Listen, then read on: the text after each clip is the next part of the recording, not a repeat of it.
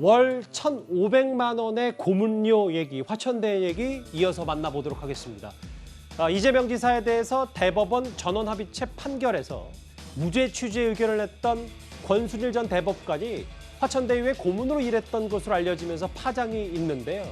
그런데 권순일 전 대법관의 말과 화천대유 회사 측의 입장이 다소 엇갈립니다. 장평론가님, 화면에 저희가 좀 표현을 해봤는데요. 대장동 문제를 해결하기 위해서 모신 것이다라는 게 화천대유 이성민 대표의 말인데, 권 전 대법관은 대장동 사업은 전혀 몰랐고 관련 자문을 한 적도 없다, 이렇게 얘기를 좀 하고 있어요. 지금 화천대유와 권순일 전 대법관의 해명이 엇갈리고 있는데 이건 정말 정치적인 외통수 상황인 것 같습니다. 어느 쪽 말이 맞아도 타격이 클 수밖에 없기 때문이죠.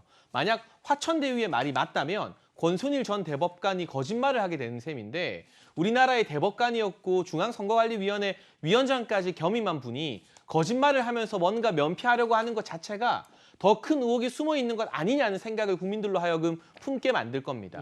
그리고 만약 권순일 전 대법관의 말이 맞게 된다면 화천대유가 거짓말을 한 못 믿을 회사가 되는 것이기 때문에 화천대유를 더 파헤칠 수밖에 없는 것이고요. 그리고 권순일 전 대법관이 대장동 사업 전혀 몰랐고 관련 자문 한 적이 없다면 대체 무슨 명목으로 월 한 2천만 원 정도, 연봉 2억 원 이상을 받았는지 거기에 대해서 본인이 해명을 해야 되는데, 변호사 업무나 법조 자문을 했다면 변호사법 위반이라는 언론 보도가 나오고 있고, 그렇지 않고 관련 법조 업무를 하지 않았다면, 아무런 일을 한 것 없이 이 정도 금액을 받았다면 뇌물죄에 적용될 소지가 다분하기 때문에 권순일 전 대법관도 존경받는 대법관 출신으로서 이 사건에 좀 깊이 개입됨으로써 굉장히 곤란한 처지, 진퇴양난의 처지에 처하게 된 것이 아닐까 싶습니다.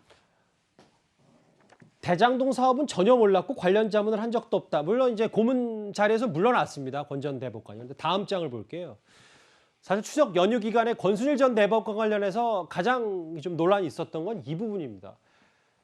이재명 지사 대법원 판결에서 무죄 취지 의견을 권순일 전 대법관이 냈는데, 당시에 검찰 기소 내용 중에 대장동이 언급이 돼 있었다. 그러면 권순일 전 대법관이 이걸 몰랐겠냐? 이게 좀 논란의 핵심입니다. 그러니까 당시 그 선거법 위반 논란의 가장 중요한 핵심은 이제 형님을 그 정신병원에 그 입원을 시키도록 했는데 그거 거짓말한 거 아니냐? 이게 이제 유무죄를 가르는 굉장히 그 중요한 그 현안이었지만, 두 가지가 더 있었습니다. 하나는 그 검사를 사칭했다는 그 혐의가 있었고, 또 하나는 대장동 개발 사업에 여기 확 끝나지도 않았는데 그 효과를 과장되게 홍보했다, 이거였는데, 이 부분은 그 뒤에 두 가지는 1심, 2심에도 물론 이제 그 무죄가 됐고, 그 처음에 그 말씀드렸던 형님 그 입원과 관련된 것만 이제 2심에서 유죄가 되면서 이제 대법원 올라갔는데, 그렇다 하더라도 혐의 내용에 다 들어 있고, 저 판결문에 보면은 대장동 사업도 들어 있고, 심지어는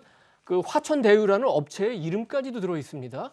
그런데 지금 그 권순일 대법관의 설명은 그냥 나는 요약본만 봐가지고 잘 모른다는데, 사실은 그 대법 연구관들이 써준 요약본만 하더라도 굉장히 분량이 크기 때문에 요약본만 읽었어도 모를 수가 없다는 겁니다. 그래서 분명히 그 대장동이라든지 화천대유에 대해서 알았을 텐데, 더 이상한 거는 그 작은 회사에 대법관이 굳이 거기 들어간 이유가 뭐냐, 그 부분에 대해서 굉장히 지금 논란이 있는 거죠. 왜냐하면 우리가 일반적으로 대법관의 활동을 보면 최근에 이제 많이 알려진 거는, 예를 들어서 삼성그룹이 그 예를 들어서 사회공헌 무슨 이제 위원회 같은 걸 만들면 거기에 참여한다든지, 이런 식의 좀 사회적으로 잘 알려진, 또는 약간의 이제 큰 기업이라든지 이런 데 활동하긴 하는데, 아마 여기 계시는 분 모두가 화천대유라는 이름을 처음 들었을 겁니다. 그럼 왜 굳이, 특히 이 업체가 그 성남시하고 사업을 해서 이재명 지사가 특혜를 줬느니 안 줬느니 이런 논란이 있는 회사인데, 여기에 굳이 들어간 이유가 뭔지, 이런 부분을 굉장히 궁금해하는 거고, 이게 단순히 그런 궁금증뿐만 아니라 지금 두 가지 법을 위반했을 가능성도 있는 겁니다. 그 두 가지 법 위반 얘기는 이제 바로 만나볼 텐데요, 김근식 교수님. 왜 권순일 전 대법관이 이 신생회사 화천대유의 고문 역할을 하고 있냐라는 얘기가 나왔을 때, 오늘부터 좀 새롭게 불거진 사실, 자문료가 월 1,500만 원, 연봉 2억 원 수준이다. 이게 좀 논란이 좀 있는 것 같더라고요. 일단 법적으로 문제가 있을 수 있다는 걸 이제 국민의힘의 김재원 최고위원이 문제 제기를 했고요. 왜냐하면 공직자윤리법상으로 대법관이 퇴임하면 퇴임 후에 3년 동안은 민간 기업이 취직을 할 수 없도록 되어 있습니다. 취업 제한 조항이 있는 거예요.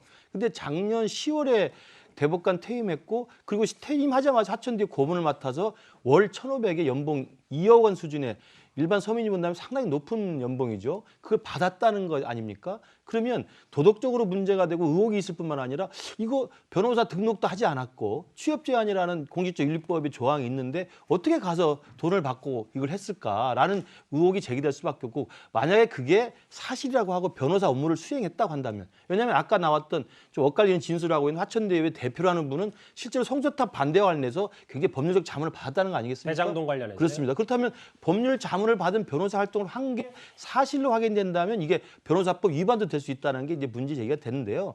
가장 중요한 것은 화천대유라고 하는 신생회사의 대법관을 그만두자마자 대한민국의 대법관이라는 얼마나 영광스러운 자리입니까? 예. 대법관 퇴임 직후에 대법관이 그 회사에 월 1,500만의 연봉을 받아가면서 고문으로 들어갔다는 것이 석연치 않다는 점이고 가뜩이나 석연치 않은 그 과정에 이재명 지사가 성남시장 때 정치적 생명이 끝날 수 있었던 사건을 대법에서 무죄로 파기 판송했을 때 굉장히 역할을 강력하게 했던 분이 연관돼 있기 때문에 많은 국민들은 의혹이 시설을 갖고 있는 겁니다. 그러니까 이런 모든 것들이 국정조사든 특검이든 수사든 예. 빨리 신속하게 좀 진상을 밝혀서 궁금한 것들을 낱낱이 파헤쳐야 된다고 생각을 합니다.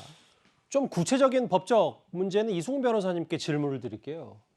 작년 9월에 대법관에 퇴임했고 그리고 곧바로 화천대유 고문이 됐고 작년 10월에는 연대 석좌 교수로 재직을 했습니다. 그런데 대한변호사협회 홈페이지에서 변호사 검색이 안 되는 이름 석좌 권순일. 그러면 변호사 등록하지 않고 법률 자문했을 가능성이 있냐라는 의혹이 나오는데 뭐 이 의혹적인 당연한 것 같고요. 이게 변호사법 위반 맞는 겁니까? 사안에 따라서는 변호사 위반이 될 수도 있겠습니다. 물론 사실관계를 확인해야 되겠습니다만 변호사는 변호사 등록을 하고 나서 변호사 업무를 해야 되거든요.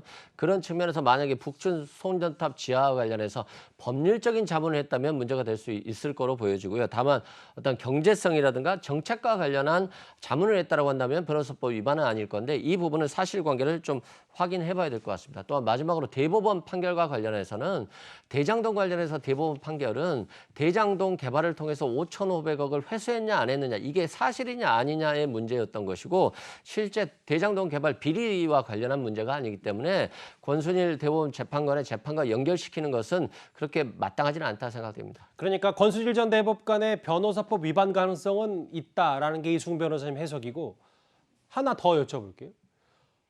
그러니까 월 1,500만 원에 가까운 고문료. 검사 출신이잖아요. 김재원 최고위원도 전화 자문만으로 1,500만 원을 받았다면 사후 수뢰죄 의심받아 마땅하다. 이건 어떻게 봐야 되는 겁니까? 저는 뭐 사실관계를 확인해 봐야 되겠습니다. 사후수뢰죄는 지금 현재 드러난 내용으로는 뭐 어렵다고 생각되고요. 실제 대법원 판결에 있어서 뭐 이재명 지사에게 유리한 판결을 해주고 어떤 부정한 청탁을 받아서 그런 판결을 하고 그러고 나서 나중에 뇌물을 받았다. 이럴 때 사후수뢰죄가 되는 건데 이 경우는 대법원 판결과 이재명 지사와 권순일 재판관과의 연관성을 의심할 수 있는 전혀 증거가 없기 때문에 사후수뢰죄 주장은 뭐 그냥 주장일 뿐으로 보여집니다. 예. 변호사법 위반 말고 공직자윤리법에 대해서도 한번 그 생각을 해봐야 되는데 대법관은 그 퇴임 후 3년 동안은 영리를 목적으로 특정 회사에 취직하는 게 그 금지가 되어 있습니다. 예. 물론 이제 권 전 대법관은 공직자윤리법 그다음에 김영란법 한번 다 스크린을 해서 괜찮다고 해서 했다는데 과연 그러면 그 월 1,500만 원을 그 받는 거를 명확하게 얘기를 하고 그게 통과가 된 건지 그 부분이 있고 또 지금 현재 그 연대 로스쿨에 지금 석좌 교수로 돼 있는데 연대 교수도 아마 겸직이 금지돼 있을 텐데 왜 이것이 가능했는지 이 부분 한번 좀 따져봐야 될 것 같습니다. 그러니까 이도원 의원님 말씀은 이 대법관에 퇴임한 직후에 바로 영리 목적으로 화천대유 고문을 갔다면 석좌 교수로 바로 갔다면 이게 공직자윤리법에 저촉이 될 수 있단 말씀이죠. 그렇습니다. 우리가 기억하기에 어떤 대법관 한 분이 취직을 할 수가 없으니까 편의점을 했던 그 우리가 기사도 본 적이 있지 않습니까? 예. 그분은 이제 명확하게 그 규정을 따랐던 거죠. 그래서 권 전 대법관이 공직자윤리법이나 그 김영란법 관련해서 관련 기관에 어떤 신고를 얼마나 정확하게 했는지 이 부분도 한번 좀 들여다볼 필요는 있을 것 같습니다. 예.